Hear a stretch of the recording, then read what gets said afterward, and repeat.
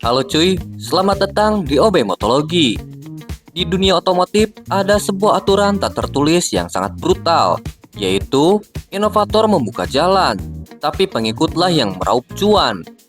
Setiap kali sebuah motor baru rilis dan laku keras di pasaran, kalian hanya perlu menunggu jam pasir habis. Dalam 2 atau 3 tahun, pabrikan rival akan merilis motor dengan siluet yang sama, target pasar yang sama, dan fitur yang seolah-olah dirancang untuk membunuh si pelopor. Di kolom komentar sosial media, perang selalu pecah. Tuduhan tukang tiru, plagiat, dan gak punya ide dilemparkan seperti peluru murah. Tapi di OB Motologi, kita tidak akan ikut-ikutan menyebar asumsi. Hari ini, kita bongkar. Kita bedah batas tipis antara plagiarisme ilegal dan strategi benchmarking kelas kakap. Siapa sebenarnya king of plagiat di industri ini? Siapkan kopi kalian, karena investigasi ini akan sangat mendalam. Mari kita mulai dengan fakta yang menghancurkan ego. Hampir tidak ada satupun pabrikan di era modern yang 100% original. Nol. Semuanya berdiri di atas bahu raksasa masa lalu. Kalian pikir Honda pertama kali menemukan motor matic? Salah. Kalian pikir Yamaha yang pertama kali menemukan sistem variable pep actuation atau VVA itu teknologi yang sudah dipakai mobil sejak puluhan tahun lalu. Masalahnya bukan pada siapa yang menemukan teknologinya, tapi siapa yang bisa membungkusnya dengan harga paling masuk akal dan desain paling diterima pasar. Tapi publik seringkali gagal membedakan mana pabrikan yang melakukan rekayasa balik atau reverse engineering untuk menyempurnakan produk, dan mana pabrikan parasit yang sekedar memfotokopi desain secara mentah-mentah.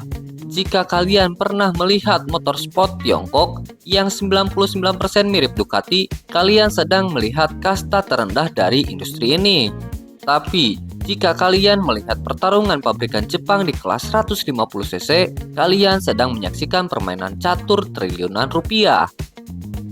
Untuk memahami anatomi meniru ini, kita membagi ke dalam 3 kasta investigasi. Kasta pertama, The Clone Army. Ini adalah plagiarisme absolut.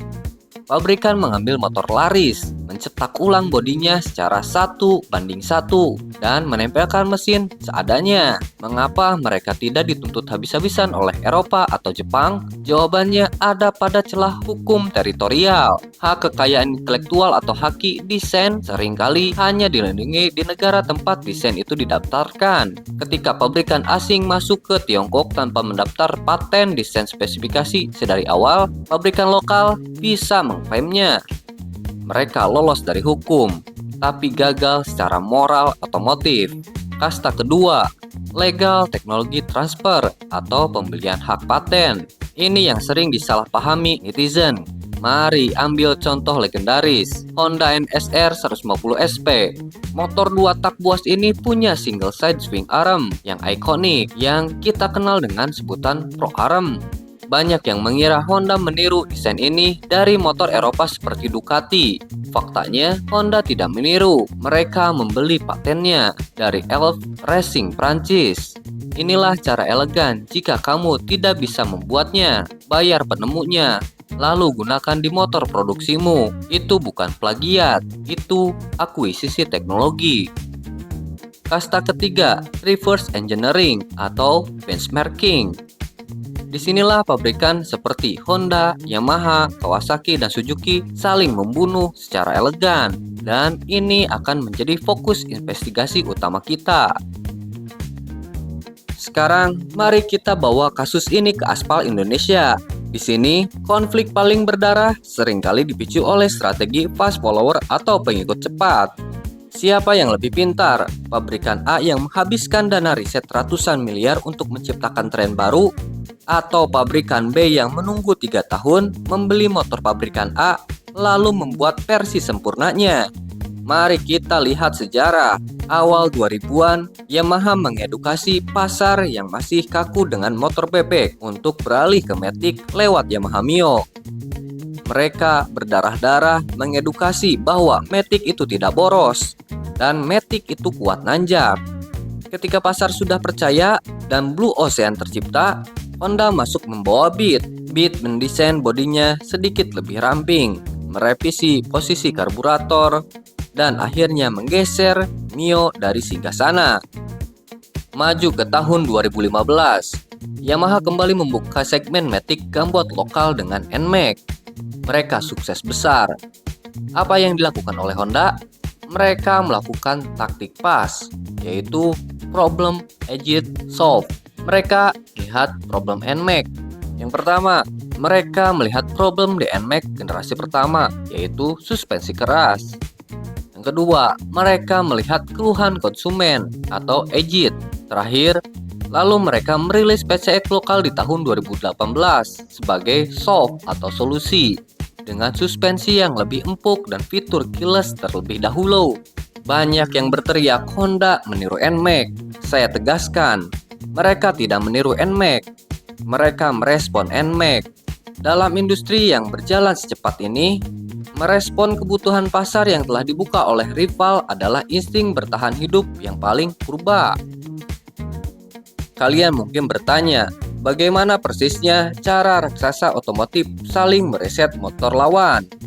Apakah mereka menyeludupkan mata-mata ke pabrik musuh? Tidak perlu. Mereka punya departemen khusus yang disebut kompetitor analisis. Begini cara kerjanya. Langkah pertama, the teardown atau pembongkaran total. Begitu motor rival rilis, pabrikan akan membeli beberapa unit secara anonim lalu dealer biasa. Unit ini dibawa ke markas besar.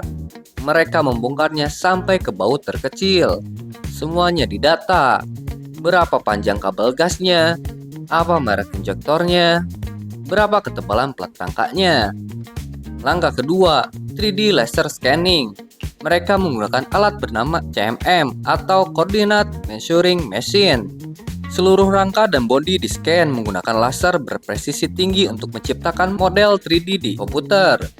Mereka ingin tahu persis di mana titik berat motor tersebut atau center of gravity dan bagaimana rival mengatur fleksibilitas sasisnya.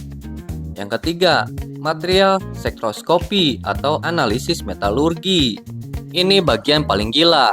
Mereka memotong blok mesin dan bagian dalam CVT musuh, lalu memasukkannya ke dalam spektrometer.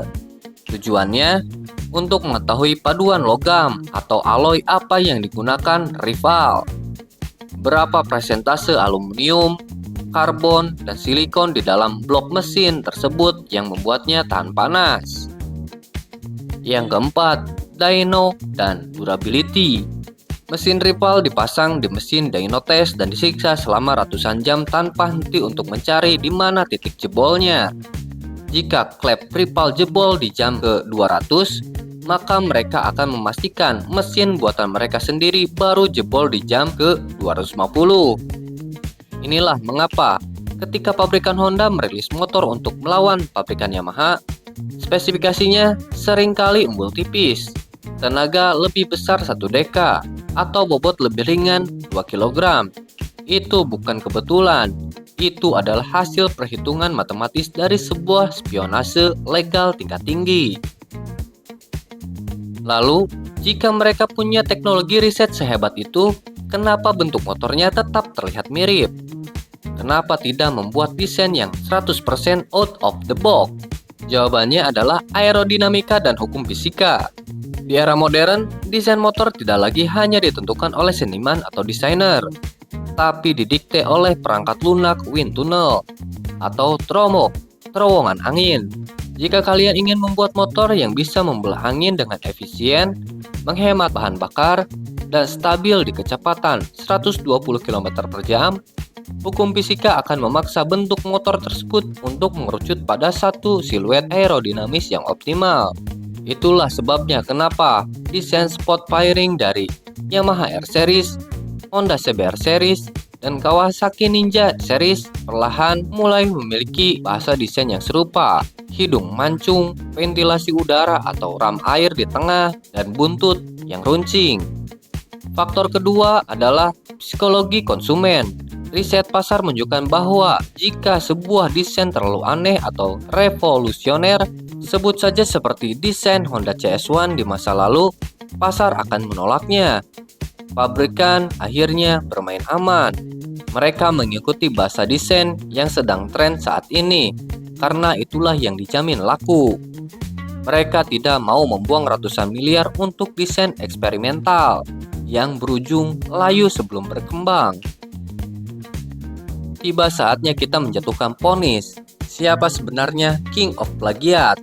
Jika definisi plagiat adalah mencuri tanpa mikir, mahkota itu milik pabrikan-pabrikan cloningan tanpa izin yang membajiri pasar dunia ketiga dengan motor fotokopian bermaterial rongsokan.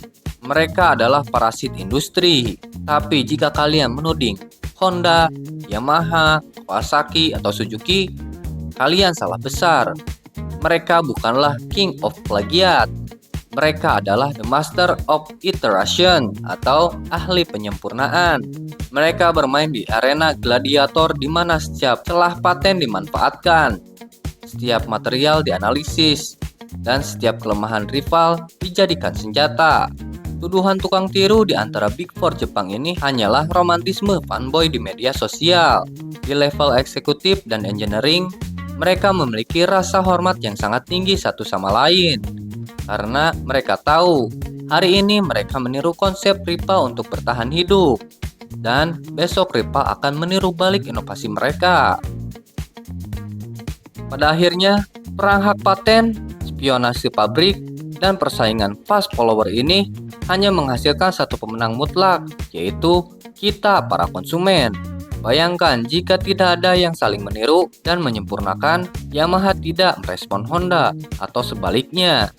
Kita mungkin hari ini masih berkendara dengan motor matic berkarburator yang pelan, tanpa rem ABS, tanpa speedometer digital, dengan harga yang dimonopoli oleh satu merek saja.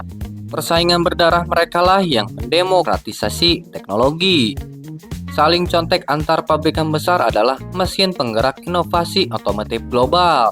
Tugas kita sebagai antusias bukanlah bertengkar membela merek mana yang paling suci. Tugas kita adalah menikmati hasil karya engineering terbaik yang lahir dari persaingan gila tersebut. Jangan jadi fanboy buta. Jadilah pengendara yang cerdas. Nah, dari semua penjelasan teknis dan sejarah yang kita bahas tadi, saya ingin mendengar pendapat tajam kalian di kolom komentar. Teknologi atau fitur motor apa yang menurut kalian ada hasil benchmarking atau penyempurnaan terbaik yang pernah ada di Indonesia? Apakah VVA, Keyless, atau desain Adventure Matic? Tulis argumen kalian di bawah. Saya Obey, tetap teliti, tetap motologi. Sampai jumpa di video selanjutnya. Bye!